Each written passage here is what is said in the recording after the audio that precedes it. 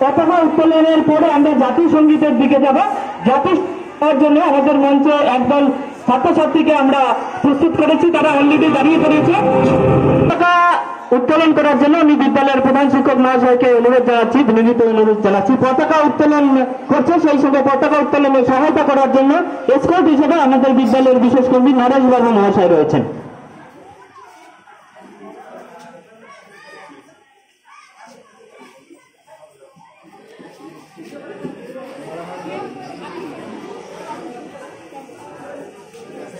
পতাকা উত্তোলন হলে সবাই সেলুট দিবে, ঠিক আছে? যখন বলবো তখন, এখন না। বন্দে মাতরম! বন্দে মাতরম! ভারত মাতা কি!